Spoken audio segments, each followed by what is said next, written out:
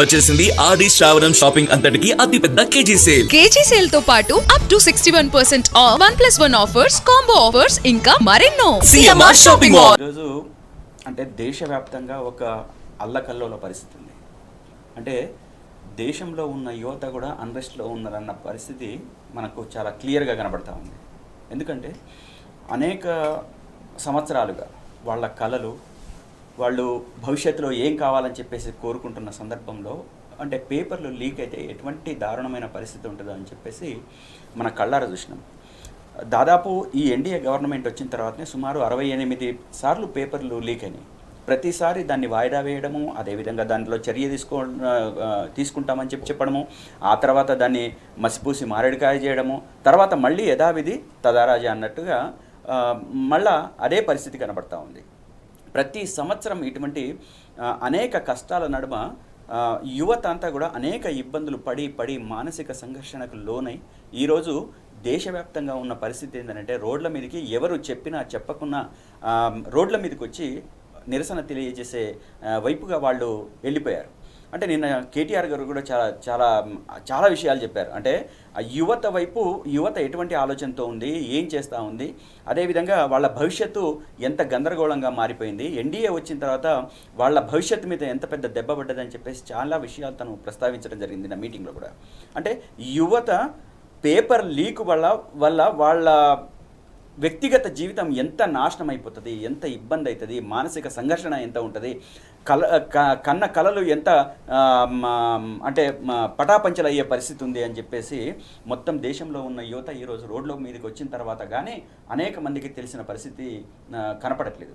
అంటే నేనేమంటున్నానంటే దేశంలో ఉన్న యువత ఒక అత్యున్నతమైన స్థాయిలో ఉండాలని చెప్పేసి, ఒక డాక్టర్ కావాలని చెప్పేసి అనుకుంటున్న కళల్ని మొత్తం భగ్నం చేసిన పరిస్థితి, ఛిద్రం చేసిన పరిస్థితి ఈ రాష్ట్రంలో కనబడుతూ ఉంది, దేశంలో కనబడుతూ ఉంది. సుమారు 20 మంది విద్యార్థులు ఆత్మహత్య చేసుకున్నారు. ఈరోజు వాళ్ళు ఎన్డీఏ గవర్నమెంట్ బీజేపీ ఏం చెప్తా ఉంది అంటే దీంట్లో పాల్గొన్న వాళ్ళంతా విదేశస్తులని, పాకిస్తానీలని, లేకపోతే దేశద్రోహులని, లేకపోతే హిందూ వ్యతిరేకులు అని చెప్పేసి ఇష్టం వచ్చినట్టు మాట్లాడుతోంది. అంటే ఈ దేశంలో ఉన్న ప్రజల్ని, ఈ దేశంలో ఉన్న యువతని, ఈ దేశంలో ఉన్న యువ రక్తాన్ని అంటే వాళ్ళకి వ్యతిరేకంగా మాట్లాడితే పాకిస్తాన్లు చేస్తారు, వాళ్ళకి వ్యతిరేకంగా మాట్లాడితే హిందూ వ్యతిరేకులను చేస్తారు, వాళ్ళకి వ్యతిరేకంగా మాట్లాడితే దేశద్రోహులను చేస్తారు. ఇది ఎంతవరకు కరెక్టు? ఇక్కడ ఉన్న కొన్ని లక్షలాది మంది, ఈ ఒక్కచోట కాదు, ఒక్క జంతర్ మంతరే కాదు, బీహార్, పాట్నా, అదేవిధంగా ముంబై, అనేక ప్రధాన నగరాలలో వందల వేల మంది స్వచ్ఛందంగా వచ్చి లాఠీ దెబ్బల్ని కూడా వెరవక, భయపడక మీరు ఎంత కొడతారో కొట్టండి, మేం మాత్రం ఆ సమస్యని విడిచే పరిస్థితి లేదు, ధర్మేంద్ర ప్రధాన్ రాజీనామా చేసేదాకా మేము వదిలేది అని చెప్పేసి పిల్లల్ని చంకనేసుకొని వస్తున్న పరిస్థితి ఉంది. అంటే ఎందుకు వస్తున్నారని చెప్పేసి అడిగితే, ఆ తల్లుని అడిగితే మా పిల్లల భవిష్యత్తు కోసం వస్తున్నామని చెప్పేసి మాట్లాడుతున్నారు. అంటే ఇటువంటి వాళ్ళని కూడా దేశద్రోహులుగా చిత్రీకరిస్తున్నారు. అదేవిధంగా ఇటువంటి వాళ్ళని పాకిస్తానీలుగా చిత్రీకరిస్తున్నారు. అదేవిధంగా